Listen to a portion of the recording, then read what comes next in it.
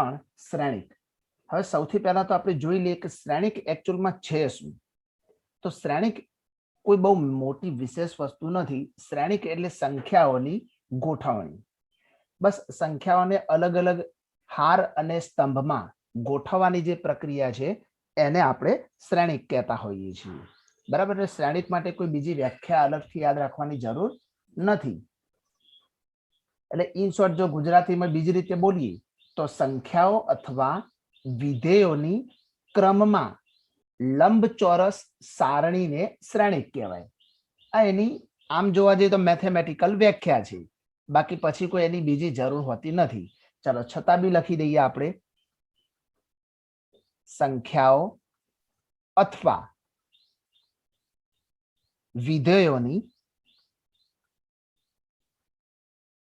ક્રમમાં ચોરસ અથવા લંબચોરસ એટલે લંબચોરસ જ શબ્દ વાપરી શકાય. લંબચોરસ સારણીને મેટ્રિક્સ એટલે કે શ્રેણિક કહે છે. મેટ્રિક્સ પણ આપણે બોલીશું આને મેટ્રિક્સ. બરાબર. આ એક સિમ્પલ વસ્તુ છે. હવે એકચ્યુઅલમાં જે શ્રેણિક શબ્દ વપરાયો છે ને એ આ બધા માટે વાપરે છે, પણ આપણે અહીંયા શબ્દ સમજવાનું છે સંખ્યાઓની ગોઠવણી. અને બધી સંખ્યાઓને આ રીતે બોક્સમાં મૂકવામાં આવશે. આ રીતે આ જે સંકેત તમે જોઈ રહ્યા છો આ સંકેત એટલે શ્રેણિકનો સંકેત. બરાબર. મોટો કૌંસ કરતા હોય ને એ રીતે. હવે ધારો કે આની અંદર એ નામના બધા ઘણા બધા ઘટકો છે. આવા એ નામના ઘણા બધા ઘટકો છે. તો એમાં જે પહેલી લાઈન છે ને એને પ્રથમ હાર કહેવામાં આવે. પ્રથમ હાર.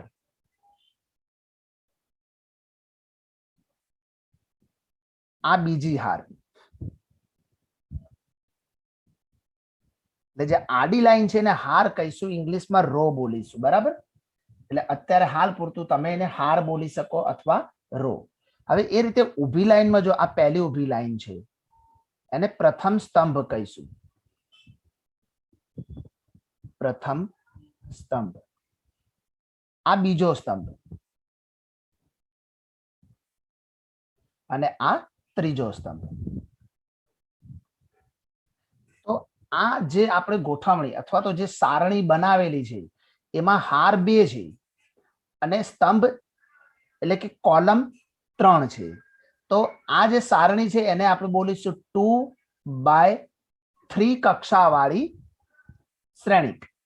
2/3 એટલે જે પહેલો ઘટક છે ને એ એની હાર દર્શાવશે અને બીજો ઘટક છે એ એના સ્તંભ દર્શાવશે. એટલે રો ઇન્ટુ કોલમ. હવે મેઇન વસ્તુ કે દરેક એને ઓળખવા માટે આપણે બાજુમાં એક સંખ્યા લખીશું. જો આ પહેલી હારના ઘટકો છે ને તો એના માટે 1 1 1. આ બીજી હારના ઘટકો છે એને 2 2 2 આ રીતે લખીશું. હવે જે પહેલો સ્તંભ છે તો બીજી લાઈન જો આ પહેલું હંમેશા હાર માટે વપરાય અને પછી જે બીજું છે એ સ્તંભ માટે વપરાય. તો દેખો હારના ઘટકો લખાઈ ગયા. હવે સ્તંભ તો આ પહેલો સ્તંભ છે એટલે આ સ્તંભ નંબર 1 સ્તંભ નંબર 1. આ બીજો સ્તંભ છે તો સ્તંભ નંબર 2 સ્તંભ નંબર 2. આ ત્રીજો સ્તંભ છે તો અહીંયા 3 અને 3 આ રીતે લખાશે. હવે આપણને ખબર પડવી જોઈએ કે A11 નો મતલબ એવો થાય કે એ ઘટક એવો છે જે પહેલી હાર અને પહેલી કોલમમાં આવેલો છે. A12 પહેલી હાર અને બીજી કોલમમાં છે. એ રીતે સપોઝ A23 તો બીજી હાર દેખો બગડો એટલે બીજી હાર અને 3 એટલે કે ત્રીજો સ્તંભ તો બીજી હાર અને ત્રીજા સ્તંભનો આ ઘટક છે. તો આ રીતે આપણે બધાને અહીંયા દર્શાવીએ. 2/3 એટલા માટે કે 2 હાર અને 3 સ્તંભ આપેલા છે. તો આ રીતે જે સારણી દર્શાવવામાં આવે એને આપણે શ્રેણિક કહીએ છીએ. ચાલો હવે શ્રેણિકના થોડાક પ્રકારો પણ જોઈ લઈએ અને એના પછી આપણે દાખલાઓની ગણતરી કરીશું. બરાબર. ચલો અહીંયા જોઈએ. પહેલો શ્રેણિક એક જોઈએ સ્તંભ શ્રેણિક.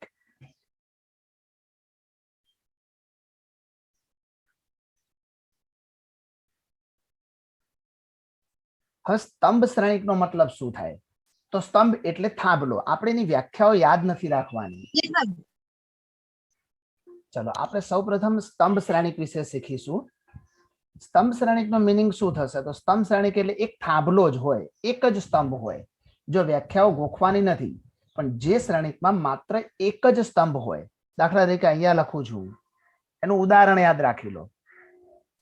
આ રીતે ધારો કે 1 2 3, અહીંયા રો 3 છે. દેખો, આ પહેલી રો, આ બીજી રો, ત્રીજી રો, પણ કોલમ એક જ છે. એટલે કે સ્તંભ એક જ હોય તો આપણે એને સ્તંભ શ્રેણિક કહીશું. એ જ રીતે હવે હાર શ્રેણિક.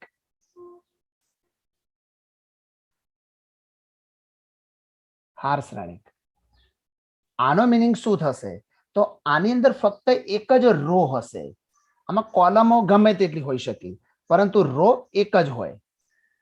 જેમ કે 1 2 3.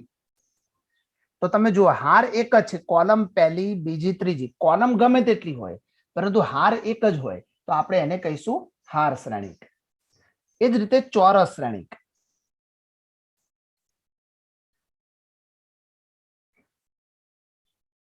તો જેમાં હાર અને કોલમ બંનેની સંખ્યા સમાન હોય.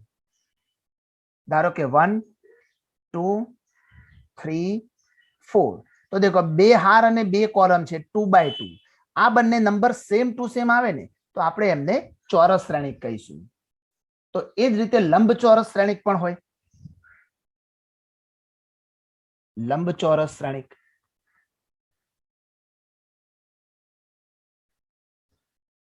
એની અંદર હાર અને કોલમની સંખ્યા અલગ અલગ હોઈ શકે. જેમ કે 1 2 3 4 5 6. આમાં હાર 2 છે, પરંતુ કોલમ કેટલી છે? 3 છે. જુઓ, તો 2x3 થઈ જશે. તો આનો મતલબ શું થઈ ગયો કે આમાં હાર અને કોલમની સંખ્યા અલગ છે, અને એટલા માટે આપણે એમને લંબચોરસ શ્રેણિક કહીશું. ચલો, એ જ રીતે વિકર્ણ શ્રેણિક.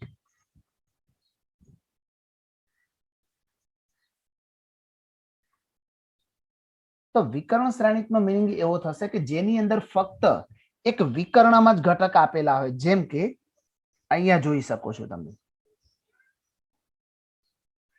2 0 0 0 5 0 0 0 -3. તો અહીં તમે જુઓ, એક વિકર્ણની જગ્યાએ આપણને બધી કિંમતો આપેલી છે, બાકી બધા ઘટકો એના 0 છે. તો આને વિકર્ણ શ્રેણિક કહેવાય. ભૂલથી પણ એવું ન વિચારતા કે આ રીતે વિકર્ણ આપ્યો હતો ઊંધો, તો એને વિકર્ણ શ્રેણિક આપણે કહીશું નહીં. ફક્ત આપણે આ અગ્ર વિકર્ણની જ વાત કરવાની છે, બરાબર? એટલે બીજી રીતે કઈ વિચારવાનું નથી. પરંતુ બધા ઘટકો અલગ અલગ હોય છે ત્યારે ફક્ત વિકર્ણ શ્રેણિક. પરંતુ જો ઘટકો સમાન થઈ જાય તો શું થાય? તો એને આપણે અદિશ શ્રેણિક કહીશું. આપણે એને અહીંયા અદિશ શ્રેણિક કહીશું. ચલો, એ પણ જોઈ લઈએ આપણે. અદિશ શ્રેણિક. ધારો કે આપણને આપેલું હોય અહીંયા 5 0 0 0 5 0 0 0 5. તો દેખો, બધા ઘટકોમાં શું છે? 5 5 5. તો સેમ છે, એટલા માટે આપણે આને અદિશ શ્રેણિક કહીશું. એવી જ રીતે ધારો કે 5 ની જગ્યાએ 1 1 1 આપેલો હોય તો એને એકમ શ્રેણિક કહીશું આપણે. આ એકમ શ્રેણિકનું બહુ જ મહત્વ છે, ધ્યાન રાખજો. આઈડેન્ટિટી મેટ્રિક્સ કહીશું આને આપણે. અહીંયા ઘટકો આ રીતે આવશે 1 0 0 0 1 0 0 0 1. તો આ જે બન્યું એને કહીશું આપણે એકમ શ્રેણિક. તો એકમ શ્રેણિકનું પણ બહુ જ ઇમ્પોર્ટન્ટ છે, એટલે યાદ રાખજો. ધારો કે તમને એવું કીધું હોય આ તો 3x3 નો એકમ શ્રેણિક છે, બરાબર? 1x1 નો એકમ શ્રેણિક કીધું શું લખવાનું? તો ફક્ત 1. આને કહેવાય 1x1 નો એકમ શ્રેણિક કહેવાય. 2x2 નો કીધો તો શું આવે? 1 0 0 1. આને કહેવાય 2x2. અને ઉપર છે 3x3 નો છે, બરાબર? તો આ રીતે 1x1 2x2 અને 3x3 ના એકમ શ્રેણિકો આપણે આ રીતે લખી શકીએ. એ જ રીતે શૂન્ય શ્રેણિક હોય. શૂન્ય શ્રેણિક. તો એના બધા ઘટકો આપણને 0 0 મળશે. ધારો કે એક જ ઘટક હોય તો 0, 2/2 હોય તો લખાય 0 0 0 0. એ રીતે 3/3 હોય તો લખી શકાય 0 0 0 0 0 0 0 0 0. તો આ થઈ ગયા શૂન્ય શ્રેણિકના ઉદાહરણ. ચાલો હવે આટલે સુધી આપણે જે થિયરી જોઈ એના બેઝ પર અને શ્રેણિકોની સમાનતા એ હું તમને દાખલામાં સમજાવું છું. આટલું શીખ્યા પછી આપણે એક્સરસાઇઝ 3.1 ની આપણે અહીંયા શરૂઆત કરીશું. ઓકે, હવે બધા દાખલા આપણને આવડી જાય એવા જ આવશે. ચાલો તો અહીં લખીશું આપણે સ્વાધ્યાય 3.1. હવે એનો પહેલો દાખલો. ટેક્સ્ટ તમારી જોડે અવશ્ય હશે એવું માનવામાં આવે છે, બરાબર. ટૂંકમાં જેટલી માહિતીની જરૂર છે એટલી હું લખીશ. આપણે એક શ્રેણિક એ આપેલો છે, એના ઘટકો હું રોમાં બોલીશ.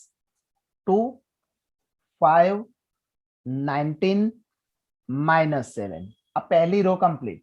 સેકન્ડ રો માં 35 -2 5/2 12 √3 1 -5 and 17. અહીં ધ્યાનથી જુઓ તો 3 રો છે અને 4 કોલમ છે, એટલે 3/4 નો એક શ્રેણિક આપણને આપેલો છે. હવે એમનો પહેલો ક્વેશ્ચન એ છે કે શ્રેણિકની કક્ષા લખો. શ્રેણિકની કક્ષા. તો આપણે સવાલમાં જ જવાબ આપી દીધો 3/4. તો આ એની કક્ષા થઈ ગઈ 3/4. એટલે એમનો સેકન્ડ ક્વેશ્ચન એવો હતો કે ઘટકોની સંખ્યા લખો. ઘટકોની સંખ્યા, ઘટકો ગણવા જવાની જરૂર નથી. 3/4 ની કક્ષા હોય તો 3 × 4 એટલે 12 થઈ જશે. તો એ એના ઘટકો થઈ જશે આપણને. અને થર્ડ નંબરમાં આપણને કીધું છે અલગ અલગ ઘટકો લખવાના છે. એ 1 3 ઘટક કયો છે? હવે દેખો, આપણે પહેલી વાર જયારે સમજાવ્યું ત્યારે તમને સમજાવ્યું હતું 1 એટલે પહેલી હાર અને 3 એટલે ત્રીજો સ્તંભ. તો પહેલી હાર અને ત્રીજો સ્તંભ, આમાં જુઓ આ પહેલી હાર અને ત્રીજો સ્તંભ એટલે પહેલો, બીજો ને ત્રીજો. તો પહેલી હાર અને ત્રીજા સ્તંભમાં કોણ છે? 19. તો આ એનો આન્સર થશે. એ રીતે 8 2 1 બીજી હાર અને પહેલો સ્તંભ. તો બીજી હારમાં પહેલો સ્તંભ એટલે આપણી જોડે અવેલેબલ છે 35. ચલો એ જ રીતે 8 3 3 ત્રીજી રો અને ત્રીજી કોલમ. તો ત્રીજી રો અને ત્રીજી કોલમનો ઘટક આવશે -5. 8 2 4 બીજી રો અને ચોથી કોલમ. આ બીજી રો અને એમાં ચોથી કોલમ એટલે 12. અને 8 2 3 બીજી રો અને ત્રીજી કોલમ. બીજી રો અને ત્રીજી કોલમનો ઘટક છે 5/2. તો આ રીતે આપણે દરેક ઘટકોને અહીંથી ઓળખી શકીએ અને એમને લખી પણ શકીએ. ચલો નંબર 2 જોઈએ. આપણને એમાં એવું કીધું છે જો કોઈ શ્રેણિકને 24 ઘટકો હોય તો તેની શક્ય કક્ષાઓ કઈ હોય? જો કોઈ શ્રેણિકને 24 ઘટકો હોય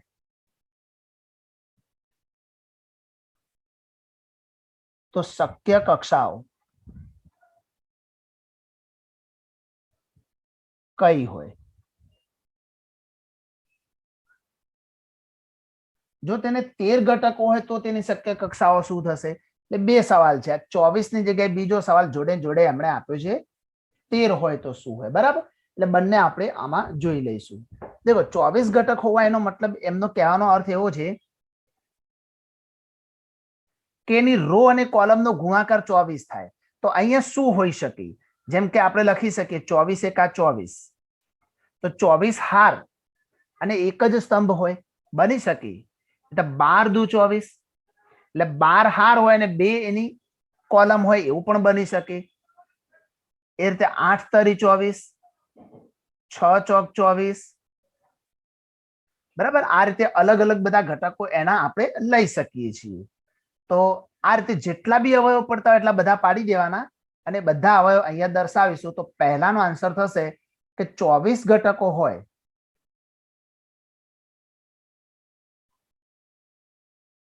તો શક્ય કક્ષાઓ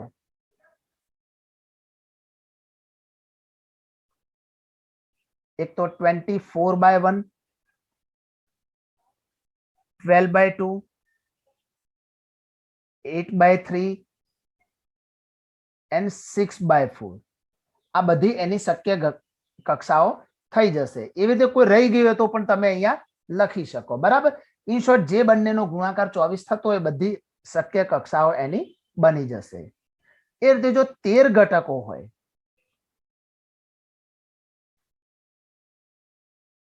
તો શક્ય કક્ષાઓ કેટલી? તો એમાં તો આપણે જાણીએ છીએ કે 13 ના કોઈ અવયવ ના પડે એટલે 13 એકા 13, તો એમાં એક જ મળશે આપણને. બરાબર, તો આ રીતે આપણે એમને અહીંયા દર્શાવી શકીએ છીએ.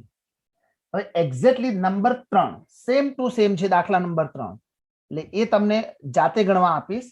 એમાં એવું કીધું છે કે જો કોઈ શ્રેણિકને 18 ઘટકો હોય તો આ જેમ 24 લખ્યા આપણે અને 13 લખ્યા એ રીતે 18 ઘટકો હોય તો 18 ઘટકો હોય તો તમારે એના બધા અવયવ પાડી લેવાના અને એ અહીંયા કક્ષાઓ સ્વરૂપે દર્શાવવાના. અને એ જ રીતે 5 ઘટકો હોય તો શું મળે? તો એ પણ તમે આની ઉપરથી દર્શાવી શકો છો. ઓકે, તો આ બંને વસ્તુ તમારે ત્યાંથી જોઈ લેવાની. ચાલો હવે દાખલા નંબર 4 જોઈશું આપણે. નંબર 4 એમાં આપણને એવું કીધું છે કે જો કોઈ 2x2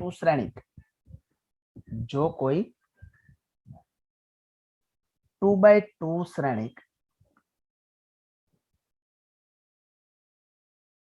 A ઇક્વલ ટુ એના બધા ઘટકોને AIJ સ્વરૂપે દર્શાવેલા છે. જુઓ, અને એના સભ્યો number 1 AIJ equal to I plus J નો હોલ સ્ક્વેર અપોન 2 આ રીતે હોય તો તમારે AIJ દર્શાવવાના છે. ઓકે, દેખો પહેલા આપણે આને દર્શાવીશું પછી બીજા બે જોઈએ આપણે. સૌથી પહેલા તમે સવાલ સમજશો તો તમને ઘણી બધી ખબર પડી જશે આની અંદર કે શું કરવાનું છે આપણે. તો દેખો શ્રેણિક 2x2 નો છે. કોઈ પણ 2x2 નો શ્રેણિક હોય તો એને આ રીતે લખાય A11 A12 A21 A22. તમને ખબર જ પડી ગઈ હશે કે પહેલો એકડો શું દર્શાવે છે? પહેલી હાર, પહેલો બગડો બીજી હાર અને પછી 1 કોલમ અને 2 પણ કોલમ. તો આપણે આ બધા ઘટકો આની ઉપરથી શોધવાના હોય.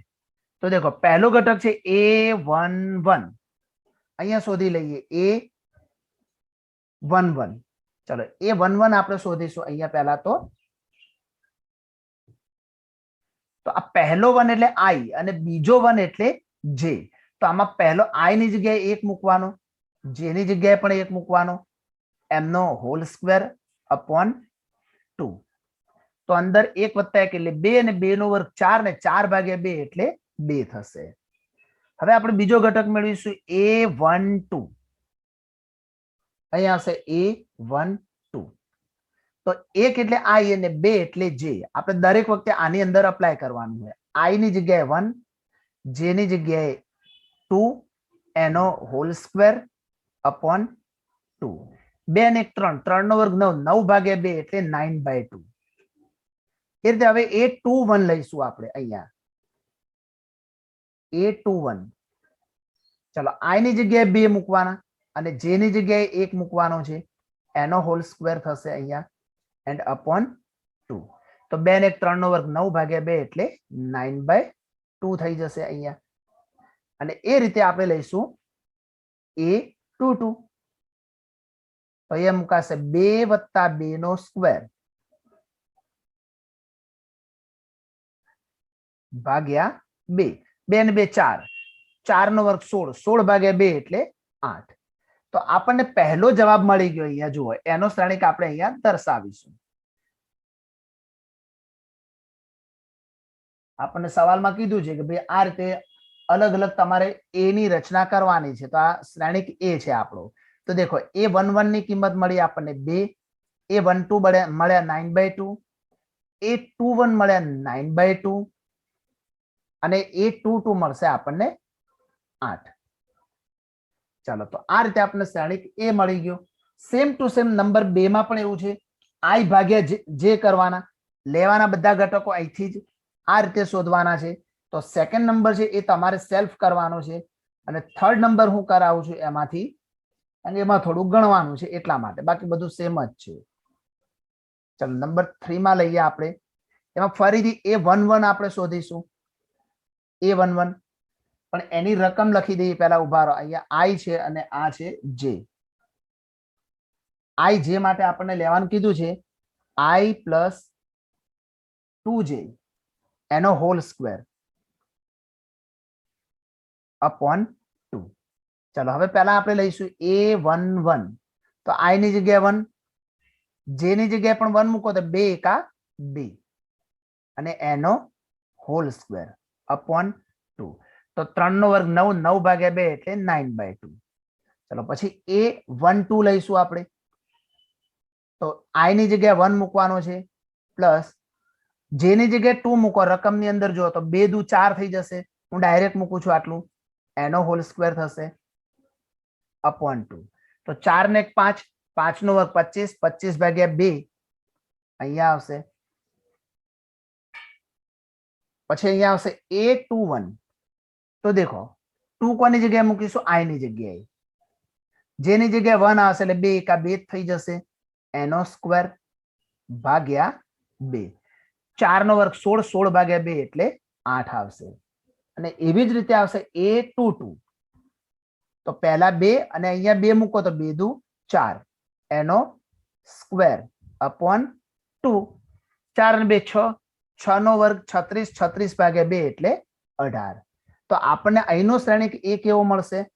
તો આ શ્રેણિક એ આ રીતે મળી જશે. જુઓ, અહીંયા 11 ની વેલ્યુ આવી 9/2, 12 ની વેલ્યુ આવી 25/2, પછી અહીંયા મળે 8 અને અહીંયા મળશે 18. તો આ રીતે આપણને આનો પણ આન્સર અહીંયા મળી જશે.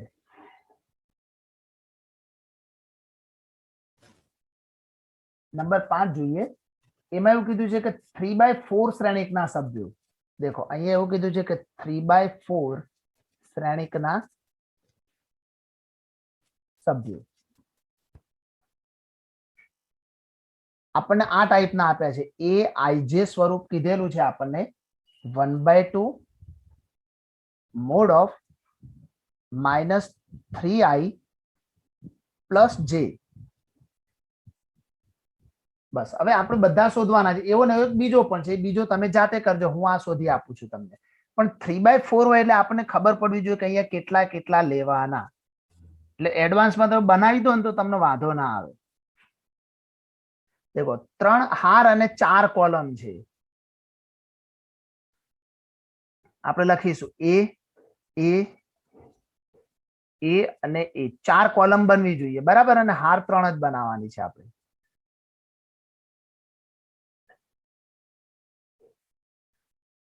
બાજુમાં આપણે લખી પહેલી હાર હોય અને પહેલી કોલમ એટલે 1 1 1 2 1 3 1 4 2 1 2 2 2 3 2 4. તમે લખી શકો 11 12 13 14 21 22 23 24 એટલે 31 32 33 34 એવું જ બની જાય ભાઈ, બરાબર? તો આ ઘટકો આપણે અહીંયા શોધવાના છે. હું બધા નહીં શોધી આપું, અમુક શોધી આપીશ એટલે તમને આઈડિયા આવી જશે. ચલો, પહેલો A11 લઈએ આપણે. તો 1/2 મોડ ઓફ માઇનસ, હવે દેખો હું ડાયરેક્ટ ગુણીશ. I એટલે આપણે 1 લેવાનો છે, તો -3 ગુણ્યા 1 એટલે -3 અને J એટલે પણ 1 જ છે, તો +1. તો 1/2 -3 માં 1 ઉમેરો એટલે -2 અને -2 નું માન દૂર કરો તો થઈ જાય 2. તો 2 ઉડી જશે એટલે વધશે આપણી જોડે 1. એટલે A12. તો 1/2 દરેક વખતે આપણે આની અંદર વેલ્યુ અપ્લાય કરીશું, એટલે તમે આ લાઈનને ધ્યાન રાખતા રહેજો.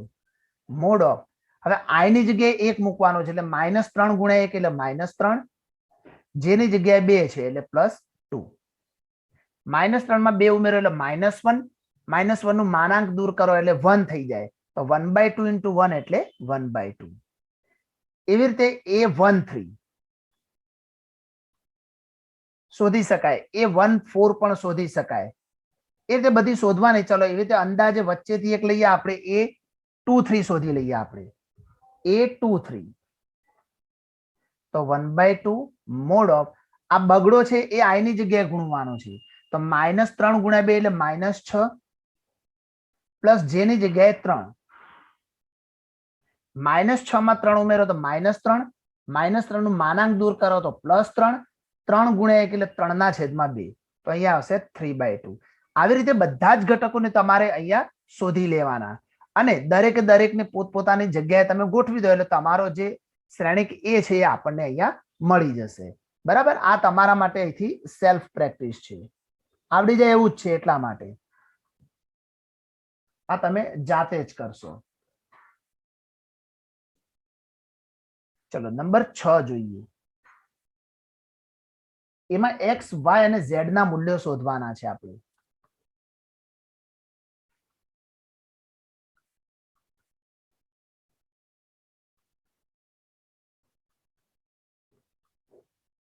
એમાં નંબર 1 જોઈએ આપણે. એમાં આપણને એવું કહેવામાં આવેલું છે અહીંયા 4 3x 5 equal to y z 1 5. હવે દેખો, શ્રેણિકની સમાનતાનો ગુણધર્મ છે કે બે શ્રેણિક આ રીતે બંને વચ્ચે ઇક્વલ ટુ આપેલું હોય તો એના દરેક ઘટકો અરસ્પર સમાન હોય. એટલે આના માટે નિયમ આ રીતે લખીશું, શ્રેણિકના સમાનતાના ગુણધર્મ મુજબ અથવા પ્રમાણે પહેલો ઘટક છે ને એ પહેલા ઘટક સાથે સમાન જ હોય, તો લખી શકાય 4 equal to y.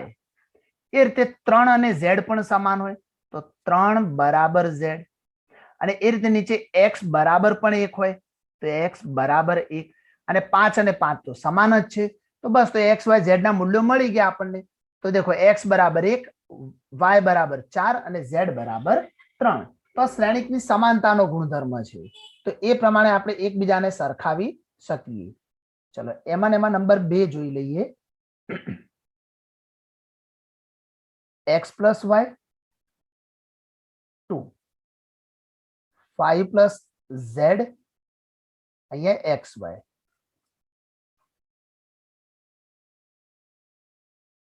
equal to 6 2 5 8. ચલો આમાં પણ આપણે લખીશું શ્રેણિકના સમાનતાના ગુણધર્મ પ્રમાણે. શ્રેણિકના સમાનતાના ગુણધર્મ મુજબ તો જે પહેલો ઘટક છે પહેલાની સાથે સમાન થશે, અહીંયા બાજુમાં લઈએ આપણે તો x plus y બરાબર 6 થઈ જશે, અને એ જ રીતે નીચે આપણને આપેલું છે 5 plus z બરાબર 5, તો 5 plus z બરાબર 5, અને ત્રીજું x into y બરાબર 8. તો અહીંયા z તો મળી જશે આપણને સીધે સીધો, 5 માંથી 5 જાય તો 0, તો z બરાબર 0 થઈ જશે, એટલે એ ભાગ તો આપણને સીધે સીધો મળી ગયો. હવે આ બંનેમાં શું કરીશું, તો આમને આપણે લોપ કરવાનું, આદેશ આપવાનું, જે કરવું એ કરવાનું, પણ બંને સમીકરણનું આપણે અહીંયા સમાધાન કરીશું. એટલે કે આ બંનેમાંથી કોઈ પણ એકને કરતા બનાવો. સપોઝ આપણે અહીંયા y ને કરતા બનાવીએ તો x લઈ જઈએ પેલી બાજુ, તો y બરાબર શું મળશે 6 minus x, અને આ વેલ્યુ અહીંયા મૂકી દો તો x y ની જગ્યાએ મુકાશે 6 minus x equal to 8. x અંદર મલ્ટીપ્લાય કરો તો 6x minus x square બરાબર 8. આ બંને પદો પેલી બાજુ લઈ જઈશું 8 ની જોડે, તો -x² પેલી બાજુ જાય તો +x², 6x થઈ જશે માઇનસમાં, 8 તો ઓલરેડી છે જ ઇક્વલ ટુ 0. 8 ને એવા ભાગ પાડો જેનો સરવાળો 6 થાય, તો 4 દુ 8, તો x -4, x -2 આ એના અવયવ પડશે. તો આની ઉપરથી આપણને મળશે x -4 બરાબર 0 લો તો x બરાબર 4 મળે અથવા x બરાબર 2 મળે. હવે જો સપોઝ x બરાબર 4 હોય તો y શું થઈ જાય?